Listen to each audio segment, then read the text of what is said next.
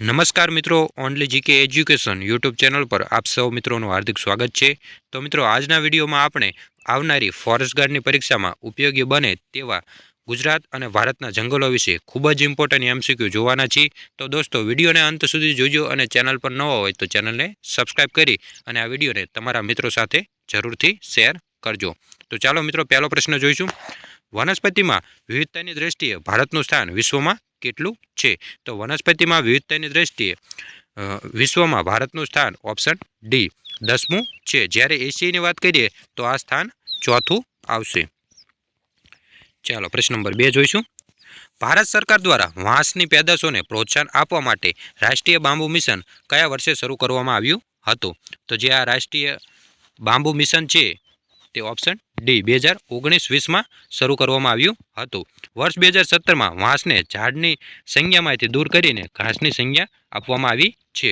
एटले के जे वांस छे तेने पहेला झाड़मां गणतरी करवामां आवती हती, हवे तेने झाड़मांथी हवे तेने वृक्ष जाहेर करवा घास जाहेर करवामां आव्युं छे।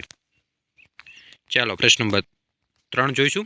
चेरना वृक्षोनो सौथी वधु विस्तार कया जिल्लामां आवेलो छे? तो चेरना वृक्षनो सौथी वधु विस्तार कच्छ जिल्ला में आवेलो छे अने आ चेरना वृक्षो ए मैनग्रोव जंगलों में जोवा मळे छे अने मैनग्रोव जंगलों कच्छ जिल्ला में सौथी वधु आवेला छे।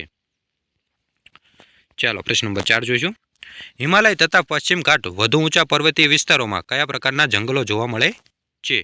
तो हिमालय तथा पश्चिम घाटना वधु ऊंचाईवाळा जे पर्वतीय विस्तारों छे त्यां ऑप्शन सी शंकुद्रुम जंगलों जोवा मळे छे।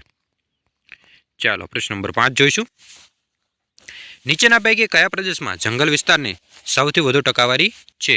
तो जंगल विस्तार ने सौथी वधु टकावारी ऑप्शन ए द्वीपकल्पीय उच्च प्रदेशों में जोवा मळे छे। चलो प्रश्न नंबर 6 जोईशुं। एशियानी सौथी मोटी घासिया मैदाननो विस्तार कया जिल्लामां आवेलो छे? तो एशियानो सौथी मोटो घासिया मैदाननो विस्तार ऑप्शन ए कच्छ जिल्लामां आवेलो छे। आ विस्तार बन्नी तरीके ओळखाय छे। चलो प्रश्न नंबर 7 जोईशुं। कुल भौगोलिक विस्तार और ते पैकी वन विस्तार ध्यान राखता टकावारी दृष्टिए कया जिल्लाना वन विस्तार की टकावारी सौथी वधु छे? तो मित्रों आनो जवाब आवशे ऑप्शन बी नर्मदा जिल्लानी। चलो प्रश्न नंबर 8 जोईशुं। नीचेना पैकी कयुं राज्य सौथी वधु घनाच्छादित नित्य लीला वन आवरण धरावे छे? तो मित्रों आनो जवाब आवशे ऑप्शन बी अरुणाचल प्रदेश। चलो प्रश्न नंबर 9 जोईशुं।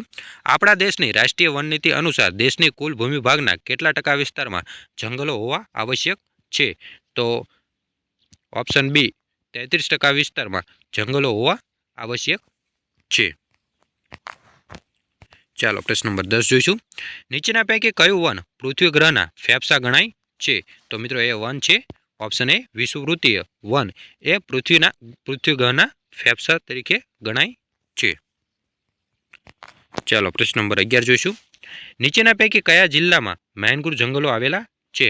तो ऑप्शन ए कच्छ और जामनगर जिल्ला में मैनग्रोव जंगलों आवेला छे। चलो प्रश्न नंबर 12 जोईशुं। कया जंगलों ने मौसमी जंगलों पण कहेवामां आवे छे? तो मित्रों आनो जवाब आवशे ऑप्शन ए उष्णकटिबंधीय जे खराव जंगलों होय छे तेने मौसमी जंगलों पण कहेवामां आवे छे। आ जंगलों मौसम प्रमाणे पान खेरवता होवाथी तेने मौसमी जंगलों कहेवाय छे। चलो प्रश्न नंबर 13 जोईशुं। कया जंगलों सामान्य रीते 70 सेंटीमीटर करता ओछा वरसादवाळा विस्तारोमां जोवा मळे छे? तो ये जंगलों छे ऑप्शन डी उष्णकटिबंधीय काटाळा जंगलों। चलो प्रश्न नंबर 14 जोईशुं। कया जंगलों ने तटीय अथवा दलदलीय जंगलों पण कहेवामां आवे छे? तो ये जंगलों छे ऑप्शन डी भरतीना जंगलों, जेने आपणे मैनग्रोव जंगलों पण कहीए छीए। सामान्य रीते आ प्रकारना जंगलों नदीना मुख त्रिकोण प्रदेश में जोवा मळे छे। चलो प्रश्न नंबर 15 जोईशुं। गुजरातना नीचे पैकी कया जिल्ला में मैनग्रोव जंगलों नथी? तो मित्रों आनो जवाब आवशे ऑप्शन बी डांग जिल्ला में मैनग्रोव जंगलों नथी। ज्यारे कच्छ जामनगर और जूनागढ़ जिल्लाना दरिया किनारे आ मैनग्रोव जंगलों जोवा मळे छे। चलो प्रश्न नंबर 16 जोईशुं। कया दिवस ने विश्व वन दिवस तरीके उजववामां आवे छे? तो विश्व वन दिवस तरीके ऑप्शन बी 21 માર્ચને ઉજવવામાં આવે છે. 20 માર્ચે વિશ્વ ચકલી દિવસ ઉજવવામાં આવે છે. ચાલો પ્રશ્ન નંબર 17 જોઈશું.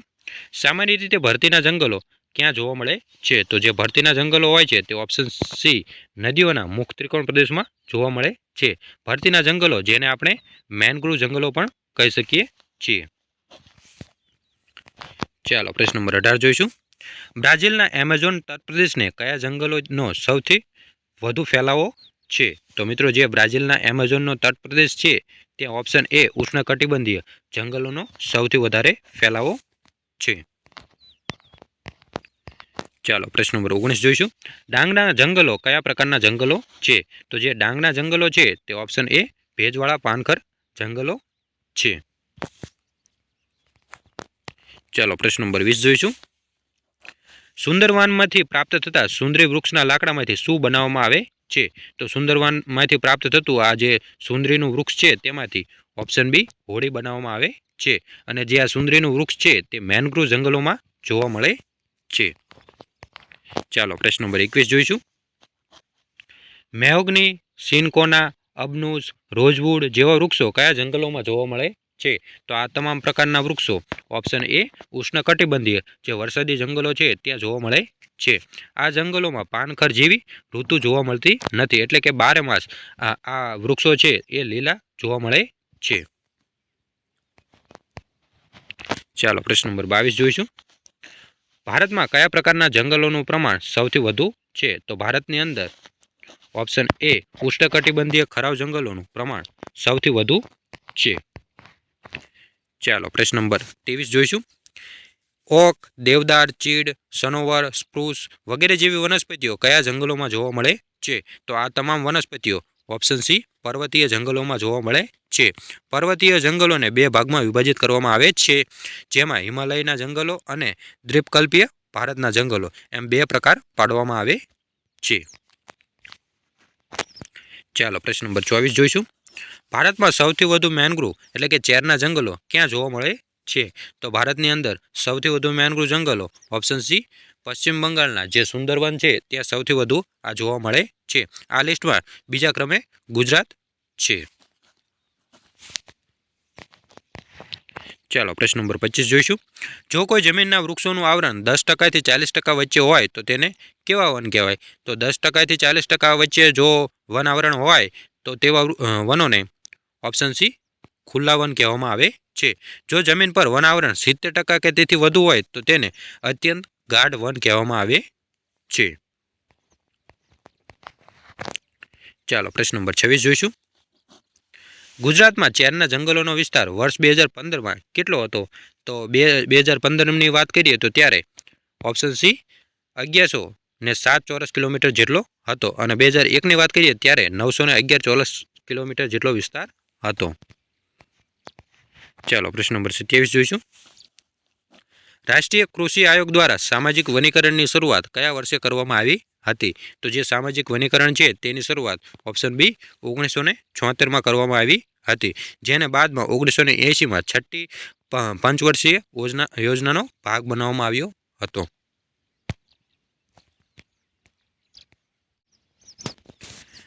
ચાલો તો પ્રશ્ન નંબર 28 જોઈશું. ભારતમાં સૌપ્રથમ કયા વર્ષમાં વન નીતિનું નિર્માણ કરવામાં આવ્યું હતું?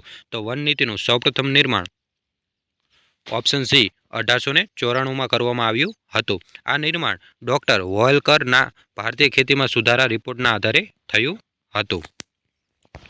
ચાલો પ્રશ્ન નંબર 29 જોઈશું.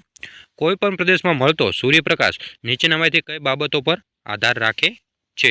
તો મિત્રો આનો જવાબ આવશે ઓપ્શન સી તે પ્રદેશના અક્ષાંશ અને સમુદ્રની તેની ઊંચાઈ પર આધાર રાખે છે. ચાલો પ્રશ્ન નંબર 30 જોઈશું. નીચેનામાંથી કયો વન વિસ્તાર ગુજરાતમાં જોવા મળતો નથી? ઓપ્શન એ શુષ્ક શાક વન, ઓપ્શન બી ભેજવાળા શાલ વન, ઓપ્શન સી તટીય દલદલીય જંગલો અને ઓપ્શન ડી યુફોબિયા સ્ક્રબ. તો મિત્રો આ પ્રશ્નનો જવાબ તમારે મને કોમેન્ટ બોક્સમાં આપવાનો છે. નીચેનામાંથી કયો વન વિસ્તાર ગુજરાતમાં જોવા મળતો નથી? શુષ્ક શાકવન, ભેજવાળા શાલવન, તટીય દલદલીય જંગલો અને યુફોબિયા સ્ક્રબ. તો મિત્રો જલ્દીથી કોમેન્ટ કરો શું આવે આ પ્રશ્નનો જવાબ, અને વિડીયોને લાઇક ન કર્યો હોય તો વિડીયોને લાઇક કરી દો. ચેનલ પર ન હોય તો ચેનલને સબસ્ક્રાઈબ કરી લો અને અમારી ટેલિગ્રામ ચેનલ જોઈન કરવા માટે ડિસ્ક્રિપ્શનમાં લિંક આપેલી છે, ત્યાં જઈ તમે અમારી ટેલિગ્રામ ચેનલ જોઈન કરી શકો છો. ત્યાં તમને ફોરેસ્ટ ગાર્ડનું મટીરિયલ અને ફોરેસ્ટ ગાર્ડની ક્વિઝમાં પણ તમે પાર્ટિસિપેટ થઈ શકશો. તો મિત્રો ડિસ્ક્રિપ્શનમાં લિંક છે, ટેલિગ્રામ ચેનલ અવશ્ય જોઈન કરી લેજો. તો મિત્રો મળીએ નેક્સ્ટ વિડીયોમાં. ત્યાં સુધી જય હિન્દ, જય ભારત.